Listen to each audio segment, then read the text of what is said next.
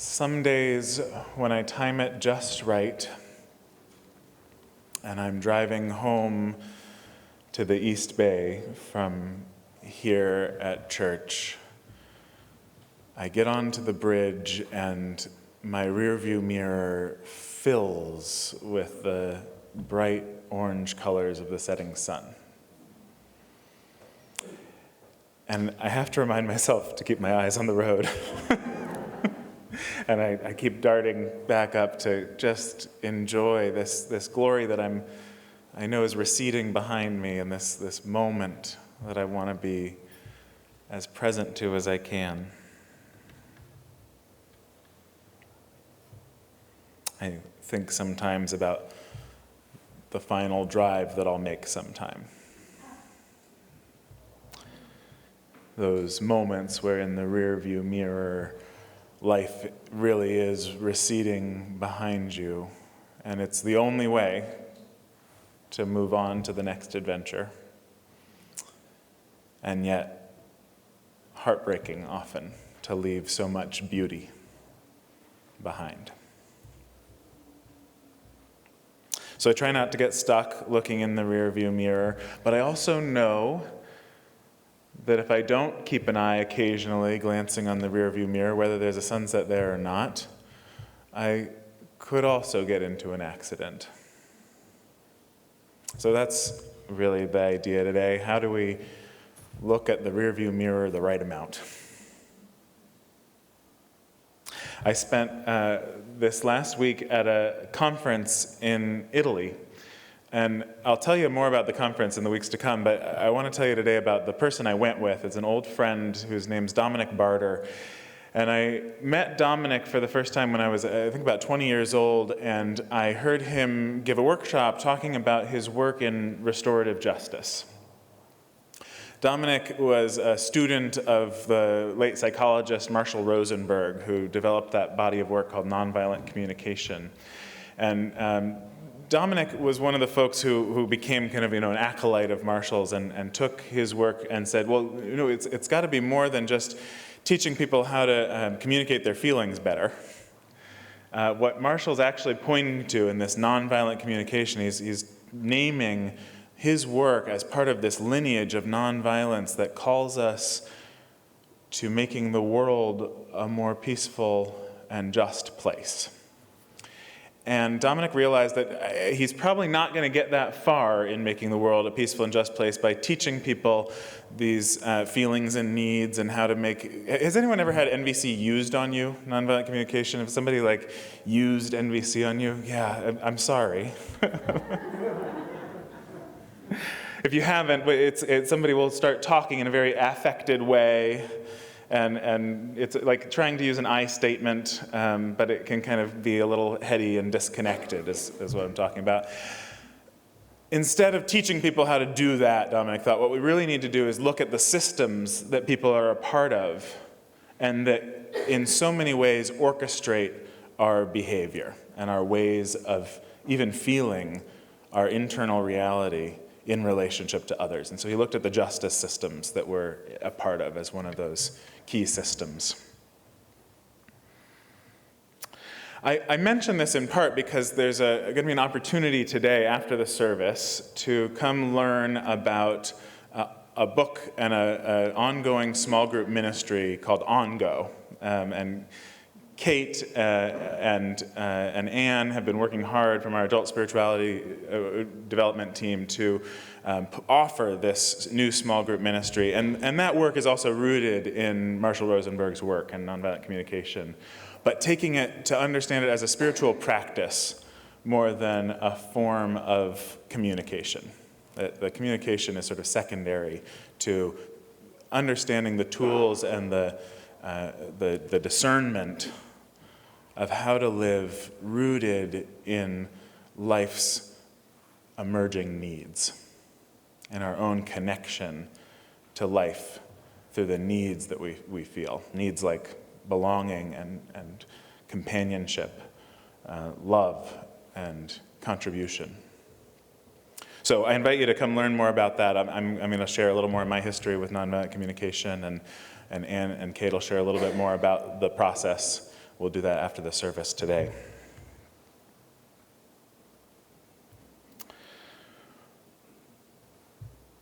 But what Dominic took from Marshall's work and applied to creating a system of justice, a system of restorative justice, was to notice that the unresolved impacts of the past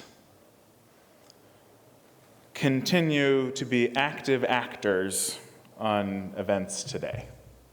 This is maybe obvious, but I think it's pretty important that the things that happened in the past that don't have some resolution, don't have a weaving back together, a restoration, will continue to impact and act on our lives today.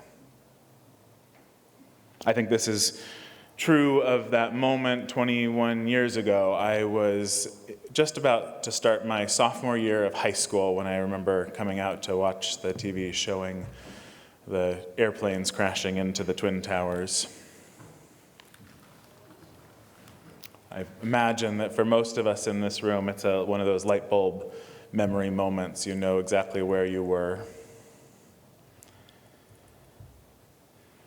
And the impact of that day continues to have reverberations on, I think, our understanding and our culture about religion. It was a moment amidst the headlines about the sex scandals of Catholic priests in particular, amid the homophobia of so much of the traditional, quote-unquote, religious right. It was another sign, certainly to my generation, but I think to many, that religion was primarily a destructive force in our world. And I think we're still coming to terms with that. It was also a moment where some of us awakened from the naive optimism of the 1990s. This is, again, something I think happens every generation. How do you remember that history is not just a linear progression onward and upward forever, as our beloved theologian from the 19th century, Clark, would have it. And I continue to be reminded of our whole society's trauma, that moment that's stuck with us every time that I fly, right? You remember that? Do you feel that when you are going through the rigmarole of security? So resolution, how do we get resolution? What is resolution? It's not, I think, a returning to a tabula rasa state of pre-trauma naturalness. What I think it does instead is it allows us to stop living in reaction to the traumatic event and become capable of making choices again. Resolution incorporates the trauma and the wisdom gained in healing from it and allows us to enlarge our perspective. Dominic noticed in his work, as he would facilitate these circles of people coming together after a horrific event, after someone had done great harm to someone else in their community, they would gather in a circle. The person who had authored the act, he would name it, and the person who had received the act, as well as the whole community of the conflict. Gather all together in a circle and go through a series of questions to understand what was happening, what's the underpinning causes of this event that occurred, and what can we do as a circle together to restore what was broken. What he found is that people would choose a restorative approach over what he called a reparative solution every time. And what I mean by that is, for example, there was a man a teenager who stole a man's car and wrecked it. And through the process of a restorative circle, this is down in a favela in Brazil, this is where I went down to live with Dominic and study his work. In the favela, this was an enormous resource, this car, but the man owned a business. And instead of trying to exact a repair, the amount of money that he would need to repair the loss of the car from this young man, the store owner, out of the outcome of this circle, decided to hire that young man to work in his shop. And this led to a restoration of relationship. The young man did end up paying back some of the value, but through the process of humanizing and understanding the needs that were present, a solution, a way forward was created that restored relationship, not repaired property damage.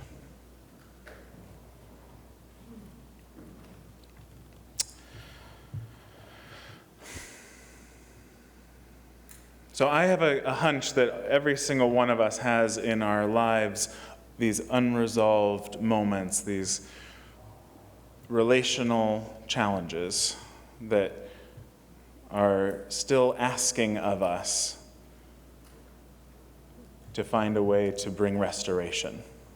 And certainly, as a society, we're just starting to talk about what does restoration look like given the history of genocide, of slavery, and so much more in the country.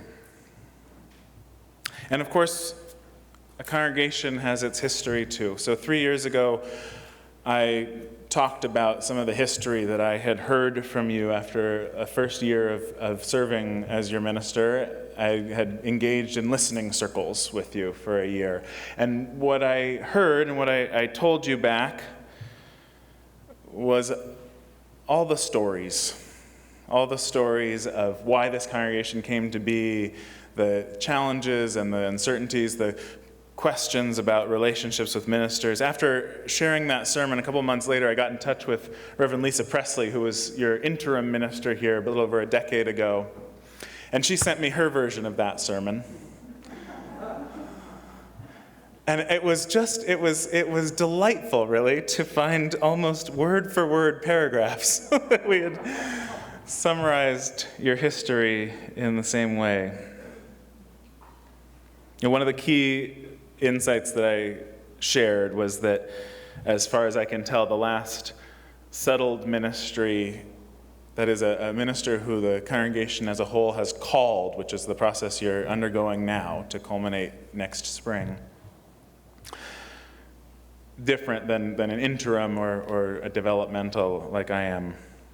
The last settled ministry that did not end in a conflict or a tragedy was your very first settled minister, Sam Wright, in 1961. Okay.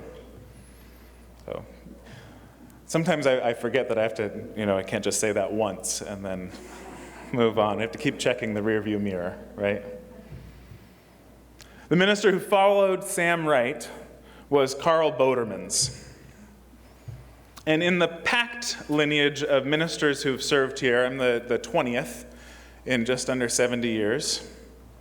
Carl Bodermans stands out as a uniquely important, complicated, tragic, mysterious, glorious, broken figure. He was Dutch. He was born in the Netherlands. He was a war resistor there. He was a resistor of the Nazis. He was an activist against the Vietnam War here. He marched with Reverend Dr. Martin Luther King Jr. and so many others in Selma. And as he embraced the cultural revolution here in California in the 1960s and 70s, he was a visionary and a radical experimenter. He preached a sermon questioning the institution of marriage. And based on one story I heard, apparently his questioning of the institution of marriage led him to arrange dalliances between members of the congregation outside marriages.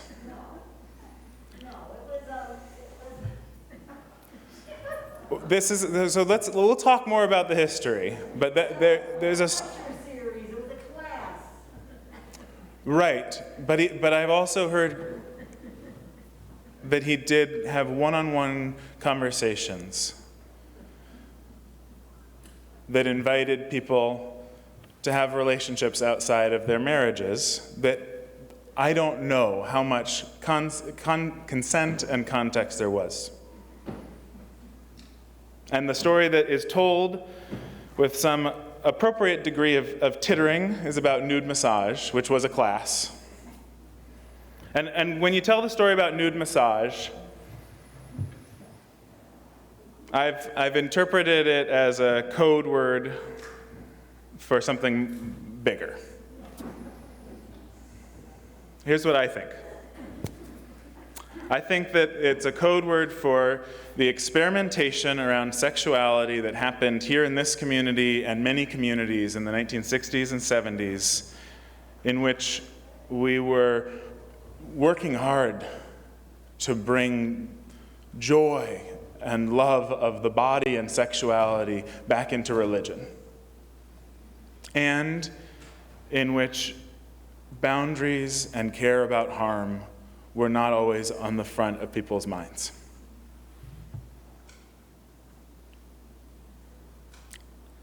Here's the dilemma about the nude massage classes as far as I can see it. There wasn't necessarily anything wrong with the exploration and risk-taking that seemed appropriate. Nude massage classes at church were this example of people reaching for a new way of being religious that celebrated bodies and sexualities. And we still wanted to embrace the countercultural values that enlivened and invigorate that era. We still want to today. We still want to embrace those countercultural values. And we now know so much more about how careful we need to be with this primal aspect of our lives, about sexuality in community, given the grave damage of harms and traumas that can be inflicted. And I hear in your conversations about nude massage, I hear you saying the fact that our minister during that glory era was involved in offering nude massage classes, among other crossed boundaries, likely had a lasting impact on how the congregation relates to our minister. And we're still learning how to talk about this in a way that honors both the gifts and the harms of that era.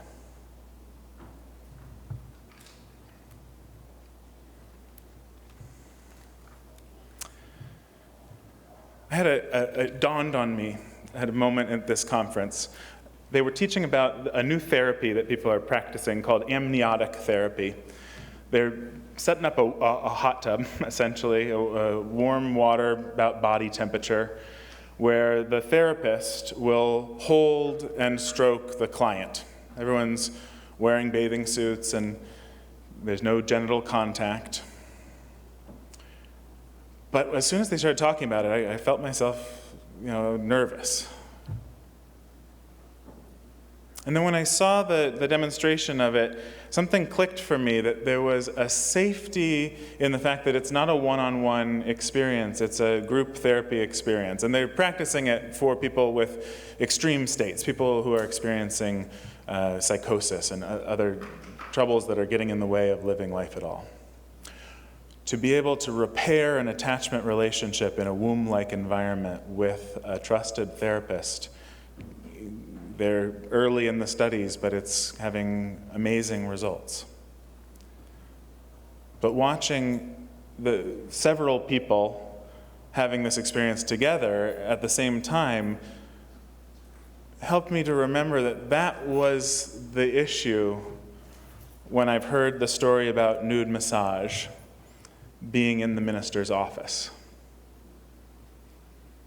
There's just not enough room in the minister's office. And I don't know if it happened or not, but I know that people tell the story that way.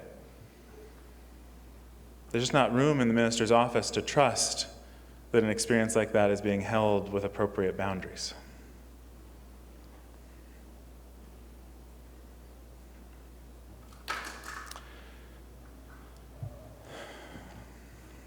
Makes me wonder, how might it benefit a congregation who has had such an experience to look for a minister who won't be trusted to hold appropriate boundaries?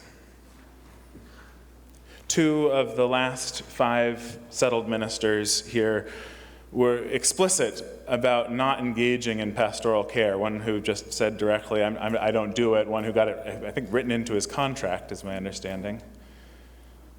What needs, with this glance in the rearview mirror, what needs might it meet to call a minister who's not available for this aspect of ministry, these kinds of relationships?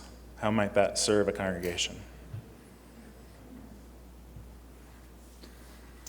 So at the risk of stepping in even further,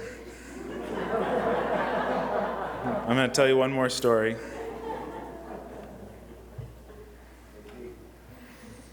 Betty Doty was Carl Boderman's right-hand woman. I think he called her his work wife.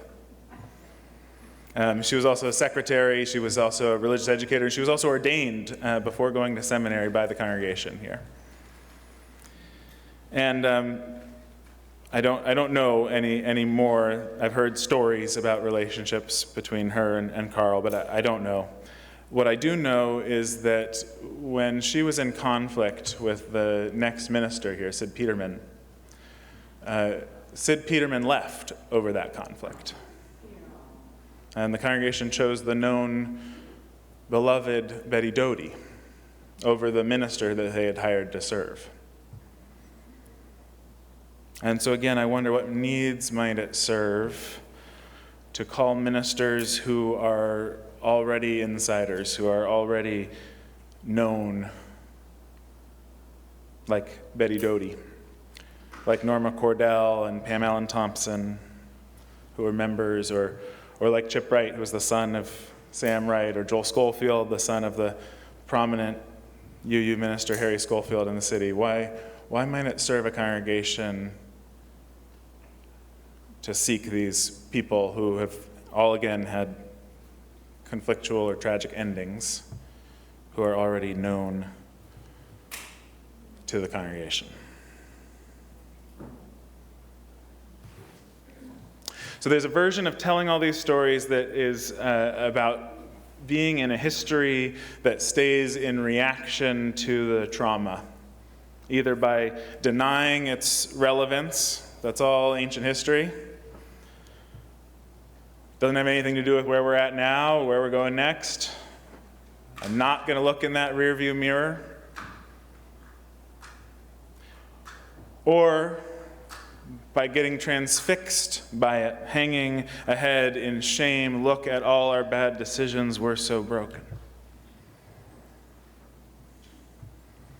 The invitation to a restorative approach is looking for instead a more mature integration. And hard things happened. Patterns can be noticed and recognized. And our future is informed by, but not defined by, the past. Alice Walker writes that no one escapes a time in life when the arrow of sorrow, of anger, of despair pierces the heart. For many of us, there is the inevitable need to circle the wound. And it's often such a surprise to find it there in us, when we had assumed arrows so painful only landed in the hearts of other people. Some of us spend decades screaming at the archer, or at least for longer periods than are good for us. How to take the arrow out of the heart, she asks. How to learn to relieve our own pain, that's the question.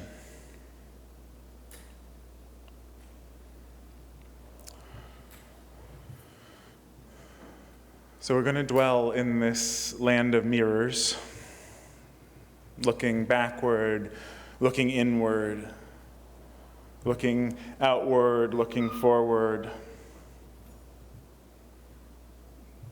reflecting on what we see in our inner lives and the world around us for the next several weeks. I would love to be in conversation with you about the history, about what you notice and feel in response to events of the past.